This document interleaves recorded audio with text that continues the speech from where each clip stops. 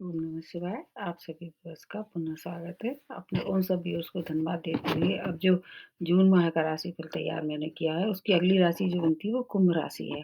कुंभ राशि भी शनि की ही राशि है और इन पे भी साढ़े साती का प्रथम दौर चल रहा है इस समय।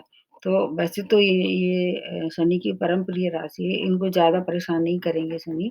ऐसा देखा गया है कि कुंभ राशि वालों पे साढ़े साती होने के बाद भी इनको ज़्यादा परेशानी नहीं आती जीवन में और हमेशा मतलब शनि की कृपा इन पे बनी रहती है। लेकिन उसमें भी वही एक बात है कि साढ़े साती है, ऊपर से कर्म कर्म प्रधान है, मतलब जो कर्म आप कर रहे हो, उसका जो फल है, अगर आपके कर्म अच्छे हैं तो फिर शनि आपको सपोर्ट करते हैं। तो अब जो और मैंने बताया था कि इस समय सूर्य ग्रहण पड़ने वाला है 21 जून को, उसका वीडियो आप मैंने सब लोगों के लिए बनाया है। आप देख लीजिए, आपके लिए क्या मतलब उपयोगी सिद्ध होगा उस दौरान, मतलब कौन-सा दान करना है, कौन-सी मंत्र जाप करना है और क्या सावधानी रखनी पड़ेगी।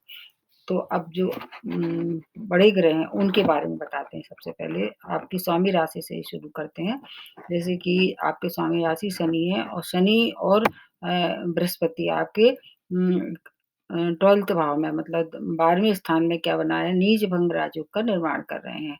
तो वैसे तो आपके पास साढ़े साती है, शनि की जो स्थिति है वो 12वें स्थान को देखते हुए बहुत अच्छे फल नहीं दे रहे हैं, ना तो आपको बृहस्पति से भी अच्छे फल मिलेंगे।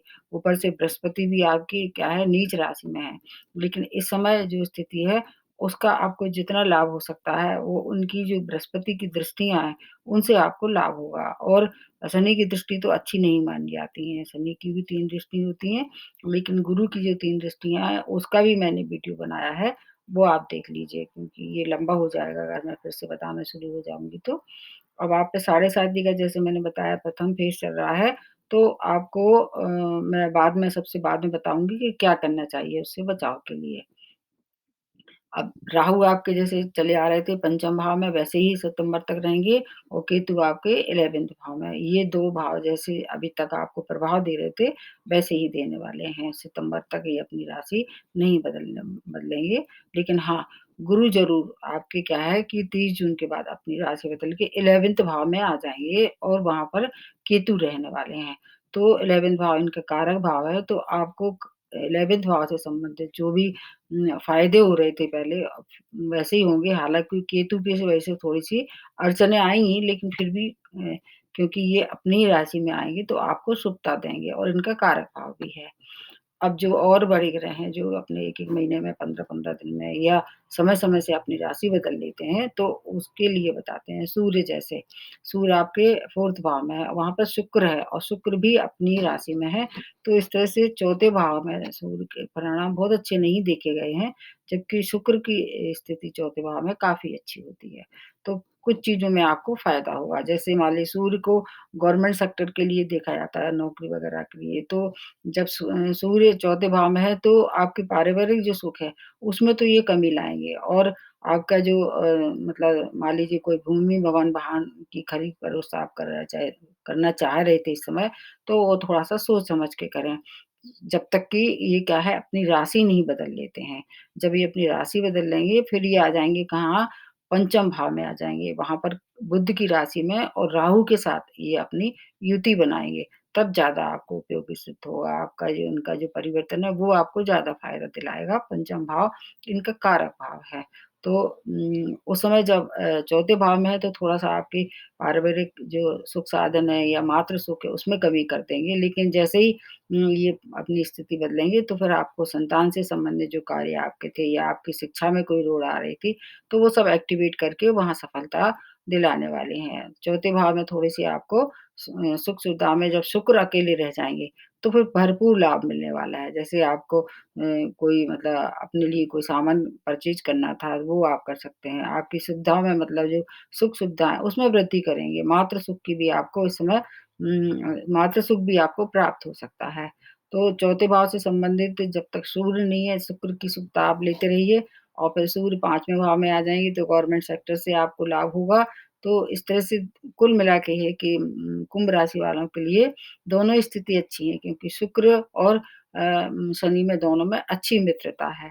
इसलिए शुक्र की शुभता से आपको पूरा लाभ मिलेगा। और उसके बाद आ जाते हैं भाग्य स्थान पे। भाग्य स्थान में भी इनकी एक राशि है शुक्र की, तो भाग्य से सभी कार्य संपन्न होंगे। मतलब जब आदमी का भाग्य साथ देता है, तो कोई भी काम अटका अटका होता है तो वो फिर मतलब वो होने शुरू हो जाते हैं। काम तो अटकते हैं, ऐसा नहीं काम नहीं अटकेंगे, लेकिन काम अटकने के साथ अगर पूर्ण हो जाते हैं, तो फिर वो जो अटकने वाली स्थिति है, वो आदमी भूल भी जाता है। तो भाग्य से सभी कार्य संपन्न होंगे। और पूरे माह शुक्र की आपको शुभता प्राप्त होने वाली है। ये समझ लीजिए शुक्र आपके लिए वरदान लेके आए हैं। और बस सूर्य की से थोड़ी-सी आपको हानि होगी, उससे बच के रहना होगा। अब इसके बाद आते हैं मंगल। मंगल आपके कहाँ है? लग्न भाव में, कुंभ राशि में, आपकी ही राशि में है। तो आपके जो व्यक्तित्व है उसमें क्या करेंगे, ये थोड़ी-सी उग्रता ला देंगे क्योंकि शनि और मंगल दोनों मित्र नहीं हैं और ये रहने वाले हैं 18 जून तक। तब तक थोड़ा-सा आप अपनी वाणी पे कंट्रोल करें और जो भी काम करें, जोश में ना करें। मतलब जो भी निर्णय लेना है, कोई बड़े निर्णय लेना है तो थोड़ा सोच समझ के लें या फिर 18 जून के बाद लें क्योंकि 18 जून से ये अपनी राशि बदल के फिर मीन राशि में गुरु की में आ जाएँगे सेकंड भाव में, तो फिर वो स्थिति ज़्यादा अच्छी होगी। वहाँ पहुँच के आपको ये धन लाभ भी कराएँगे, आपकी वाणी में भी मधुरता ला देंगे, तो 18 जून तक थोड़ा-सा आप अपने पे संयम रखें। उसके बाद आ जाते हैं बुध। बुध जैसे सभी राशि वालों के लिए देखा है, आपके भी पंचम भाव में और वहाँ पर राहु के साथ रहने वाले हैं।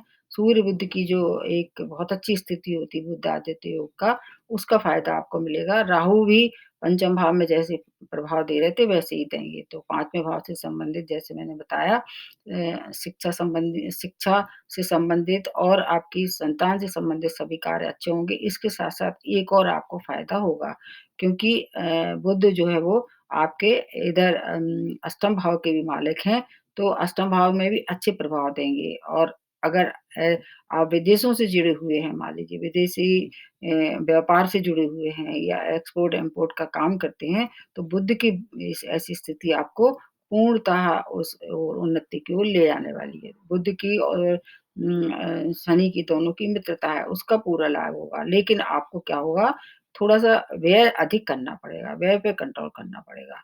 जो भी कार्य है आप थोड़ा-सा उस पे व्यय कर सकते हैं और अगर व्यापार में उन्नति हो रही है तो व्यय करने में कोई हर्ज नहीं है। और इस समय बुद्ध से क्या होगा, आपकी जो मेमोरी पावर है वो बहुत शार्प हो जाएगी, ये आपको विशेष लाभ होगा इस और राशियों की अपेक्षा।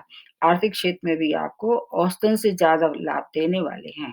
बस थोड़ा आपको ध्यान से रखना पड़ेगा वाणी का ख़ास तौर से और आपकी स्पाउस की भी जो हेल्थ है, उसका भी ध्यान रखना पड़ेगा, जो भी है मेल या फीमेल क्योंकि सूर्य की एक राशि आपके 7th भाव में है।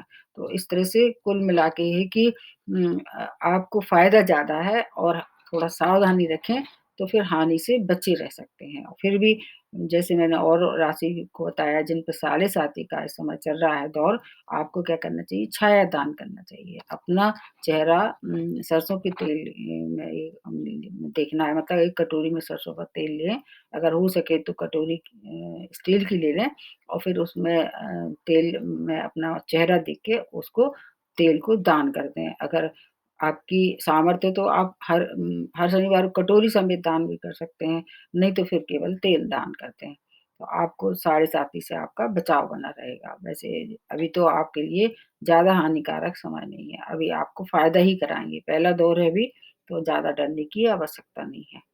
तो आज कुंभ राशि वालों के लिए इतना ही। नमस्ते और धन्यवाद।